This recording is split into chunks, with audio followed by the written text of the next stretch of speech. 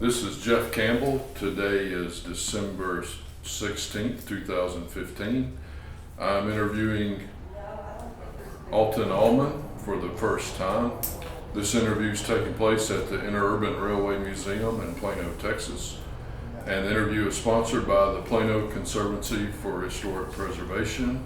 It's part of our oral history project. And should I call you Mayor Allman? If you'd like. So we're talking to Mayor Allman, and you rode the Interurban. Yep, I sure did. What years? I was in the 40s, early 40s, late 40s.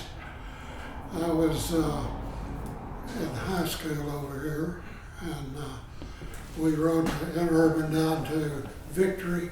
They had a small amusement park and a real nice swimming pool, and we used to ride it down there a lot, go swimming.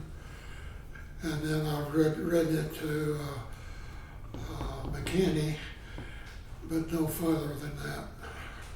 So when you rode down to what was the name of the amusement park? Well, all we knew was Victory Park. Of course, Victory Park now is a different location, but it's a small community south of Richardson on Highway 5. Yeah. And how much did it cost to ride down there? And how I'm much afraid you was going to ask me that. I'm trying to recall that, and I don't really remember. But it's very minimal because we didn't have much money back then. Did it cost anything to get to the amusement park? It cost to go swimming, and it cost a thing to get in. And that was, I think, 50 cents or 50 something like cents. that. So between the train ticket and the 50 cents, was that a big dent in the family economy to do Well, that? not really. All of us kids had to work on the weekends around here, so it was our own money. So you worked for your own money. Where did you work? Oh gosh, I worked for farmers around. I worked for a grocery store. I worked for a filling station. Summer and weekends. And what age, how old are you at this time? Well, probably when I started working out for other people, I was about 10 years old. About 10. And I did that all the way through high school, weekends, and during the summer. And you're going to school at the same time? Oh, yeah. Okay. That was nothing really unusual. Back then, everybody's expected to work, so it's just one of those things you do. So you said you went the other way, going north to McKinney. Well, what'd you do in McKinney? We went to a theater up there, went to a movie. So Plano didn't have a theater? Well, no, we had one, but just every once in a while, do something different, we'd go up there. Oh, okay. Of course, the Interurban ran from Denison to Waco, but the only time I went further than Victory, went downtown Dallas one time and caught the streetcar out to Fair Park. I guess I was about 11 years old when I did that. And what was going on at Fair Park? Well, that was during the fair. During the fair? Everything. Okay, everything was going on during the Texas State Fair? Yeah. Okay. Well, any interesting stories about riding on the Interurban? Well, not really. It's just get on Interurban, and of course it kind of wavered back and forth, like it's on a boat or something. Yeah. But we didn't think anything about it back then. That's just the way it was. And there wasn't any instance I know of back then. Okay, so you rode it up until 1948 when they went out of business? That's correct. That's the year I graduated from high school. Okay, so what kind of effect did that have on Plano that you no longer have the Interurban? Well, there were some people that worked in Dallas and at McKinney rode it every day. And of course, weekends, they go to different places. We didn't have any transit other than that back in those days. There wasn't any bus service like we have nowadays. So not everybody had a car? No, not everybody. Okay. But if some of them did, but they rode it for the expense, an expensive ride. So it probably changed some people's lives when it quit running before yeah. working in Dallas. Yeah, They probably had to get a car to keep their job. that's correct. Okay. So tell us about, I've always just heard you called mayor. When did you become mayor and how long were you mayor? Well, that was later on. That was 1962 to 64. Just served 2 years. And that was right before, Pardon? right before the football team integrated. Yes, that's correct. Okay. So the interurban ends in 48 and you're out of high school? Did I write it in 48? Yes. I don't think I wrote it the last year. I wrote it periodically, but I don't think I ever wrote it the last year at school. Okay. So that was a major transportation route for people, and if you had a car, how did you get to Dallas? Like in 49, 50? K Avenue or Highway 5, that's the only way you could get to Dallas from Plano, people north. Yeah, because 75 didn't, 75 didn't exist to the early 50s. early 50s. So they would go down K, which turns into Greenville Avenue, and that was the main route to That's get down correct. there. Yeah, it was, didn't get there quite as fast as you can now. Oh, yeah, I can imagine. Well, any other stories or things about the interurban? Any experiences? Back then, I lived in the south part of Plano, and we used to walk by here all the time. Sometimes we'd stop in and warm ourselves during the cold weather at an old potbelly stove out here, you know. And we could always hear the electricity on the, I don't know, turbines or whatever you call them. Yeah, the big converter back there, you Yeah, could hear the it. converter. We could always hear it while we walked by. When I was young, I wondered what it was. I knew it had to do something with electricity, but I had no idea what it looked like. But anyway, I walked by here nearly every day, all the time I was in school. And there used to be a little store right next to you here that sold drinks and sandwiches and things of that nature. And we'd stop in there a lot of time to warm up and go over and buy a sandwich or a Coke or something. And then walk through the park to school over there. So they probably did a pretty good business being right They here did. by the, He had a captor audience. yeah. All the Yeah. high school kids coming from this way. But they didn't sell anything in here. They didn't No, sell they didn't, any, no. just tickets. Yes. Okay. And then after they closed it down, a few years after that, there was a person that rented an electrician shop. Had Okay. it for a number of years.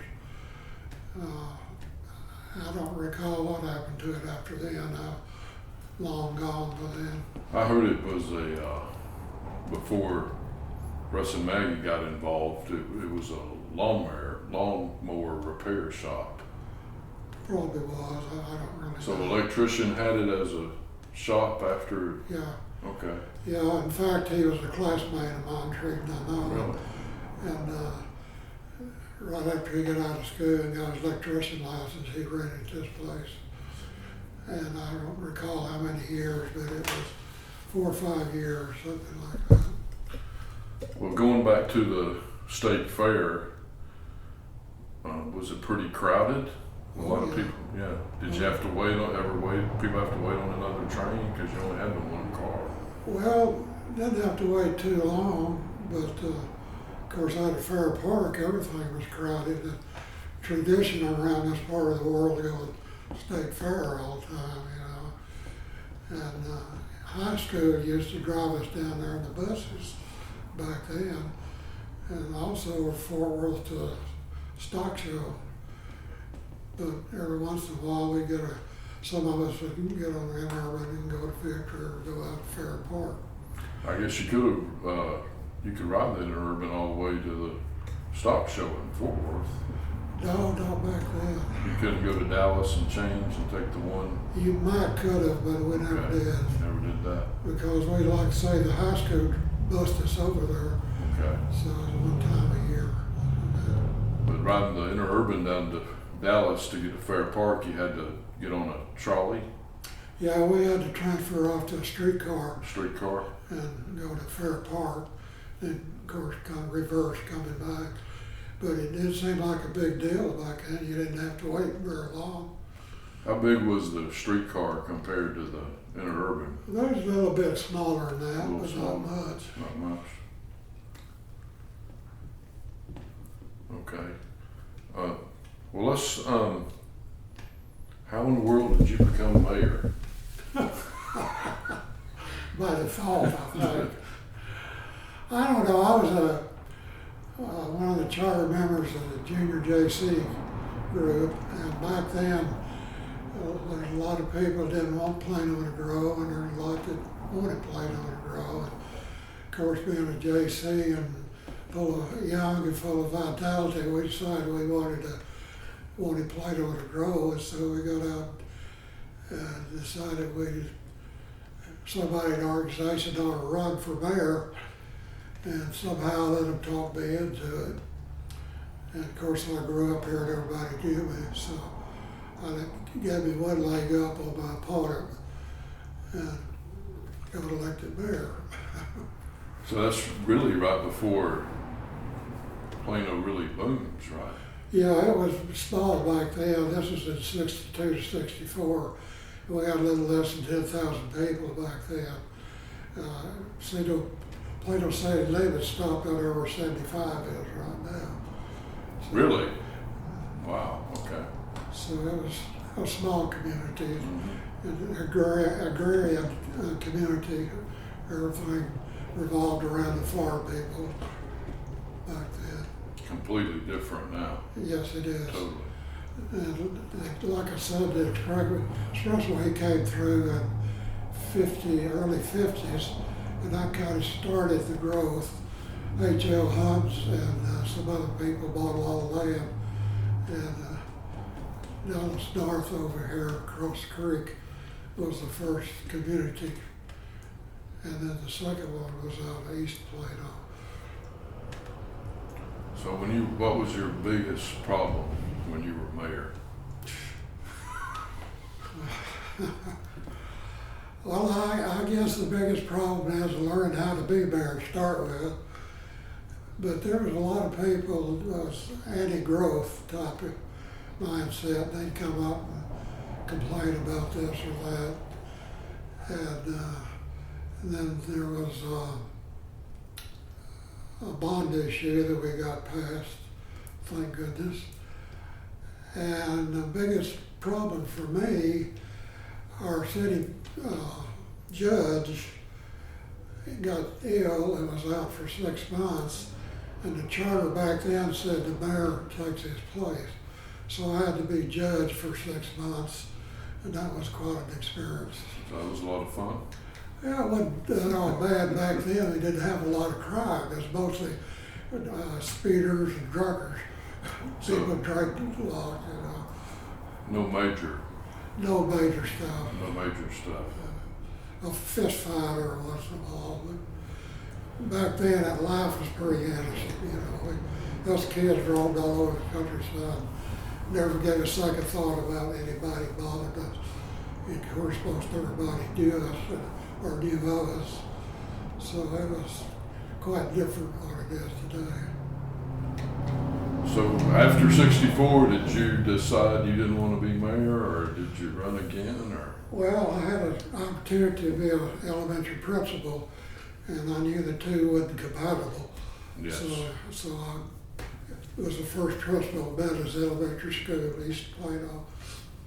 So that led right into, you were right in the middle of integration. Yes, sir, sure was. And we talked about the football team a lot, but we really didn't talk about, when we were doing the football book, about we talked about the high school, but what about the elementary schools and other schools, and how hard was it to get this to happen in Plano? Well, the federal government kept putting it off till schools almost started in the fall, and Superintendent Hendricks had all of the principals go out in their area and contact the black folks about integration and tell them how to get here and what to do. And I was really surprised to find a couple of people out here in the country is in an old shack and dirt floor. Really brought home to me and what integration was all about. So between the principals, we all got them in, and we didn't have any problems in the elementary school with the kids. And of course, the teachers at the black school here at Douglas Elementary was integrated into our schools. And I had one black lady that I knew of her, so I asked for her and got her. And first year she was there was a few people that didn't want their kids in her room. The second year, I had a lot of people wanting her because she was so good. And she was a teacher? Yeah, she was a teacher. Okay. Very good teacher, very compatible with the kids. Everybody just loved her over there. And we had a few black kids from out the country, but wasn't very many at Meadows. There were some more in other schools. Probably Mendenhall had most of them. Okay. So how long were you a school principal? I was there 8 years, 8 and years. I decided back then we didn't get paid very much. So I had an opportunity to go to UT Southwestern Medical School as assistant registrar. So I went down there, and that's where I finished my career. Okay. You got a question? Well, I might go ahead and add to it that I graduated in '48 and worked in Dallas in an insurance company in the office for a while. I also belonged to the Naval Air Reserve out at Grand Prairie for a year. And a friend and I decided we'd go ahead and join the regular Navy. So I was gone 5 years during the Korean War, but that's when the expressway was completed. Okay. I came back. Well, when you went to work in Dallas, I know the interurban ended in '48, but did they still have streetcars in Dallas? Yes, I had streetcars. Okay. I lived at a boarding house for a while and rode a streetcar to the insurance company. So you didn't have to have a car? No. Okay. So of course when I got in the Navy, I didn't need a car. Well, going back to the interurban days and going to the swimming pool and amusement park, what was the amusement park like compared to ones that had, was it like a fair or? It was very small. They just had a few rides and I forgot a few other things, but swimming pool was the main attraction. For its time, it was real large. Okay. And a lot of kids went for it a long time. So so you went to the movies and you went down there swimming. What else? I mean, today kids got everything, video games. What else did y'all do for fun around Plano growing up? Well, back then, we went hunting and fishing a lot, just walked different places around here. And of course, we'd get together, play baseball. You made your own, your own thing because you didn't have television. That radio, you can't sit there and look at the radio all day. Yeah. So most stuff's outside. So we were all outdoor type of people. Okay. Kick the can, I don't know, all kinds of games like that. Basketball.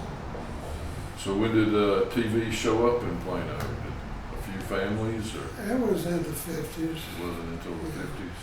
You got those little square things, they had headers on So you got, in the 40s, you would be listening to the radio at night. it. Oh, yeah. Yeah, we'd listen to Lone Ranger and the Thin Man and all that stuff back then. I always kind of laughed. Back then, you kind of sat around in the living room and looked at the radio. Things have changed quite a whole lot since back then. What was the radio station out of Dallas, or did you listen to? Well, one of them was out of Dallas, but the one that had most of the programs came out of New York. And you could pick it up then? Mhm. Wow, okay. All right. Well, anything else about riding interurban, or anything we should know about? No, there wasn't anything really exciting happened while I was on that urban. Okay. I don't know of anything happening when I was on it. It just seemed like it was always constant. You could rely on it all. Every day. It's Yeah. always okay.